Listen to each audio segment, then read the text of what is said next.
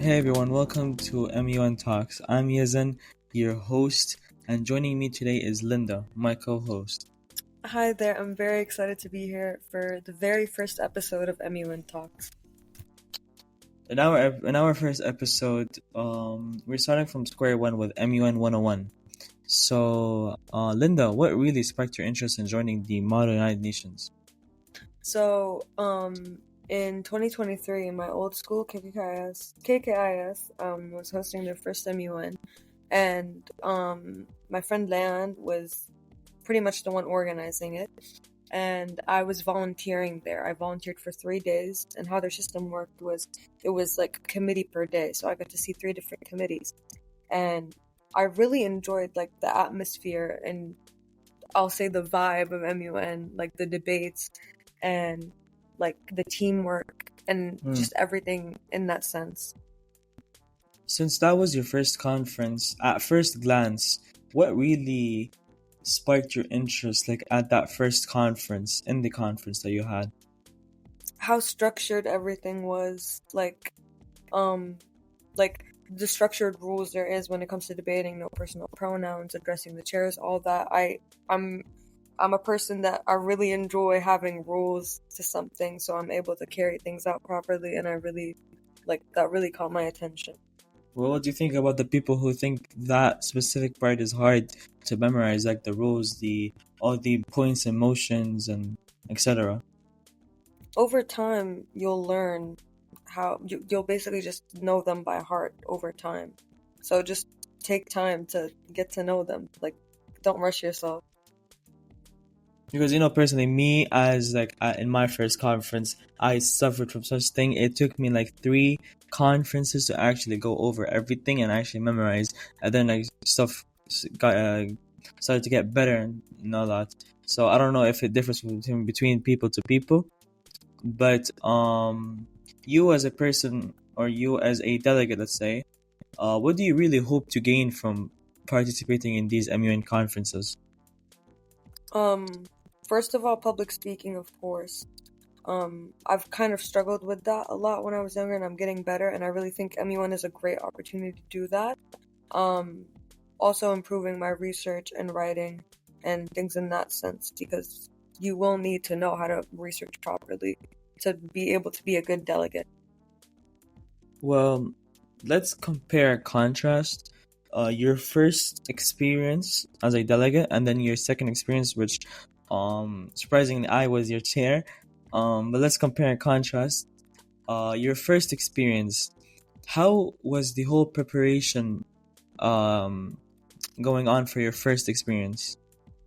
Did you know how to? My first experience was where you were my chair. Actually, that was my first actual MUN experience, and I think I was very nervous to talk. I'm not a person that is like, I'm not very nervous around people, but because like MUN is like, you need to know these things by heart, and I was very much like doubting my abilities and how I researched and how I knew the topics. And then compared to my second MUN experience, or my most recent one, basically, I think I've improved a lot in that sense, and I've just learned that everyone at the conference is there to basically just learn and debate, and we all have the same information provided to us. So just go for it. There's no point in holding yourself back.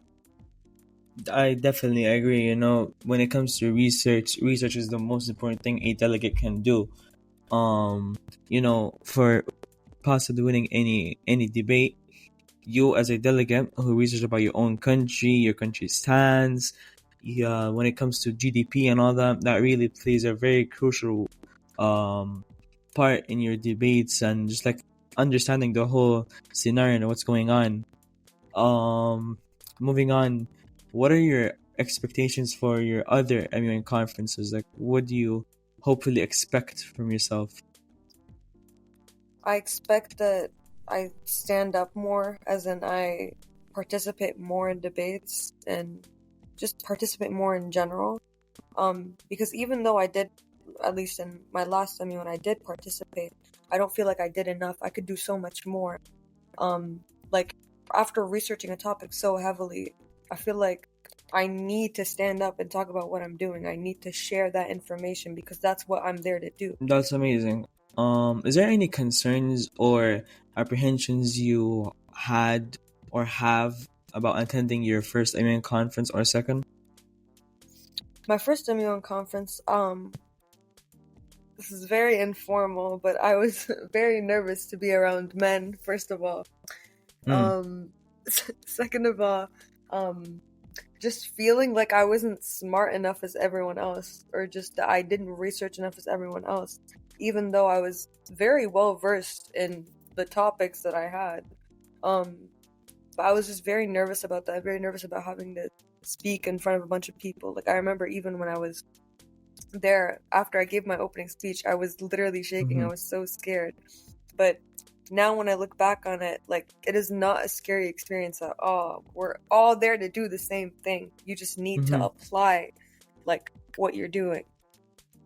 You know, to all the female listeners tuning in right now, what is that one message you could send out to all, the ones that are facing the exact same reason when it comes to being afraid around men? What could be a possible message you could send out to the female listeners tuning in right now? This is a controlled, or MUNs are controlled environments, and like there is nothing to be scared about. Like, when you go to a restaurant, are you scared to talk to a male waiter? Probably not. It's basically the same thing. You're basically just talking to, like, someone who's quote unquote a coworker or something. You're just working with someone. Like, that person being a man doesn't really affect much, as long as you're, you know, like, focusing on the topic and not on the fact that they're a man. Yeah, I actually really agree around that. And you know, same thing goes around with the men. You know, you shouldn't be afraid around women, because you know, in a conference, we're all here to debate. We're not here to judge each other. You know what I mean? Even when I was your chair at ZSIS, I always told everyone to respect each other, and you know, just like we're not here to judge and make fun of each other. You know, I'm always here to encourage people to talk and debate. I've always reminded my delegates about their the rules and procedures that they have to follow. Thank God, you know, people understood, and people actually, like, you know, knew the procedure and had fun, and that's what I really care about. So, you know, what strategies do you follow during these MUN conferences? Maybe could you tell us about your recent MUN conference? Was there any strategies you followed to actually, like, debate, or, like, you know? I think something, when you are a delegate, something you really need to do is listen to what anyone says. Listen to what everyone is saying. Focus on everyone's opening speech. Focus on what they're saying. Write down notes. Focus on their points and what their country's beliefs are. So that way you're able to make points against them or with them clearly. That is very true. Again, I have to comment about the MUN when I chaired in, actually. I've had two chair experiences. I've always made sure that the delegates are not spending too much time on their phone in the debate sessions, because really, when delegates give out their opening speech or give out speeches for or against, they really see some stuff that other delegates could use against and actually win the debates. And as chairs, we will recognize these messages and these points that you're taking, and then we'll just credit you for it, you know, for like winning the best delegate and stuff. So yes, actually paying attention is actually a really important thing. So as a newcomer delegate, which we could say, do you think that there's any rules or terms that you find confusing or challenging, maybe? Definitely the points and motions. I think, like, if you're going to your first conference, have them on a piece of paper, have them on your phone, because there's no way you'll be able to memorize them in that time. But as you keep going to MUNs, you will be able to just know them by heart. You'll be able to memorize them. But, like, know those well, because, like when the chairs are like, any motions up on the floor or something like that. You like, what if you want to extend the speakers list? What if this or that? You need to know these things so you're able to carry out the procedure properly. Would you like, as a new delegate, if there's any secretary generals tuning in this podcast, is there any message you would like to point out regarding this very specific topic regarding the rules and procedures? Like, what would they do to make newcomers understand the points of motions? Maybe write them on a piece of paper, or maybe on the placard. They could write it behind the placard. Would that be easier? Yeah, that's very very, very helpful. I've noticed, like, in my last MUN, because in my committee I was an ICJ, our placards were like double-sided because we were representing 2 delegations.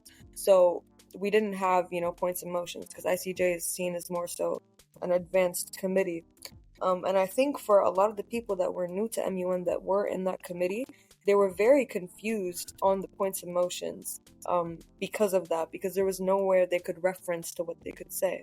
So I do think that's very helpful to do for delegates. Well, thank you so much for sharing your thoughts and insights with us today, Linda, and thank you to all our listeners for tuning in to MUN 101. Thank you so much, Linda. Is there any final remarks? Talk at MUNs, don't hold yourself back, and just pretend like you're the most confident person ever. Thank you so much. See you next time.